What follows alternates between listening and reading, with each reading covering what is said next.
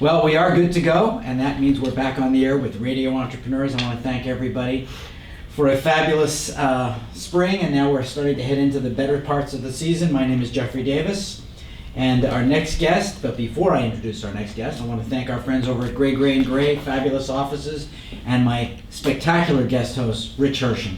Wow, that's a lot of hype right there. I hope I can live up to it. Well, Rich, you always live up to that hype.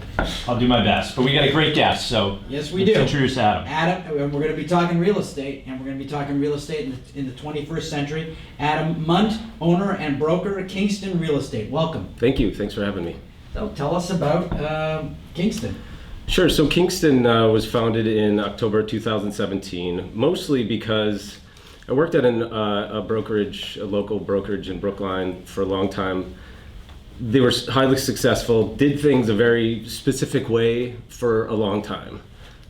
So there wasn't a lot of agility there. No real sort of movement into the 21st century with technology and things like that. So I saw there was a real need, and then also smaller, younger professionals coming into the mix and bringing in those technologies.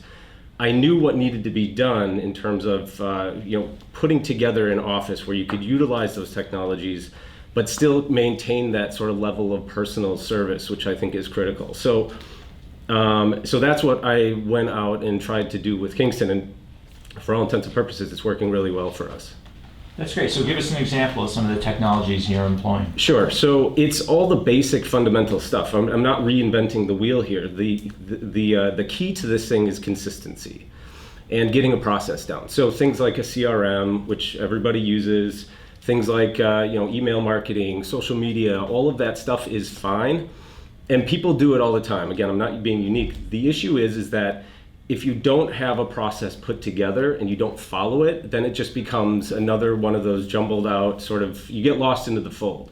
So what you want to do, and what I've been doing here is, so every time, let's just say our apartment rental process, we have a CRM that sort of walks the customer and the agent through the process. What it does is that it not only puts things together where people understand every time what they have to do every single time. In terms of my agents, they do things the same way every single time to minimize mistakes, minimize confusion and that sort of thing. And it's all spelled out for the renter. So in terms of questions and issues that they come up with, most of that stuff's headed off right away. And I'll tell you, one of the big things with this is as you see the real estate environment continue to go down this road of technology, you're finding these big players come into the fold that are direct to consumers. So in my opinion, the brokerage model is sort of one of those things that eventually will become extinct. I mean, let's just face it, technology in and of itself is going to replace a lot of the human interaction. The problem is that right now there's still a need for that, and people aren't comfortable with that fully yet. But what they're doing is that they're bringing in this technology and trying to step away from it rather than bringing in the technology and having it complement you. So there's a real difference there. So if you can say, hey, I have this product, which is a good product, and not only am I going to give you a positive experience with the process and doing it, I'm going to make it easy for you, and I'm going to save you time, because those are the big things. I mean, I'm getting off on a little bit of a tangent here. I told you I was caffeinated, but the big thing is that the people that we're targeting, especially in the rental game, are the people that need immediate gratification, right? And that's the millennial sort of generation, is that they expect things done quickly.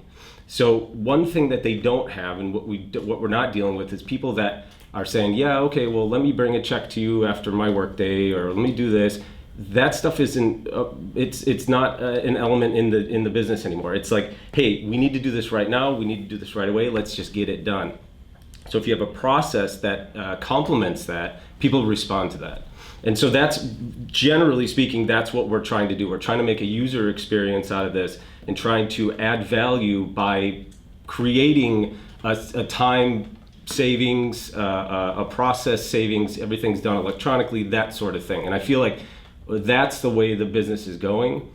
And if we can continue to, find ourselves in the process here, and then just attach ourselves to the different technology elements, that's sort of that sweet spot that everybody's looking for. So, was it just the fact that your old employer you felt was not really innovating that made you want to become an entrepreneur, or were there other factors going on that sort of said to you, I need to be an entrepreneur, I need to lead my own organization? Sure. Well, I had a team out there. I love being a team leader. That's just a big thing of mine. But yeah, mostly just watching the world go by. And, like I said, the place that I worked at was great, highly successful. The issue was that it was just going by day to day. It was just doing the same stuff day by day by day and not doing anything interesting. And so for me, I'm a busybody. I like to do things new. I like to, bring into social media and things like that into the fold. And there just wasn't any room for that. And so, as I mentioned, watching the industry move in the way it was, I was just slowly watching us become the dinosaurs. And that's just not an interesting position for me to be in. So give us a sense of what types of properties you like to handle. Yeah, so we do everything there at Kingston. So we have a rental division that's robust. We also have a brokerage division for sales and helping people buy and sell. I'm in fact working on a multifamily in Brookline right now. We sold one already this year off market.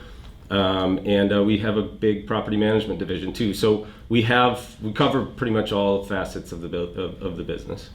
Where are you seeing the most growth out of those areas? So Brookline is sort of insulated, I feel like. Brookline is one of those neighborhoods that's never really going to crash and burn. The schools are some of the best in the nation. You have the Longwood Medical area that's there, that's always going to have people coming in and out of. So in Brookline's our core audience. So that's really, where we're seeing all of our growth.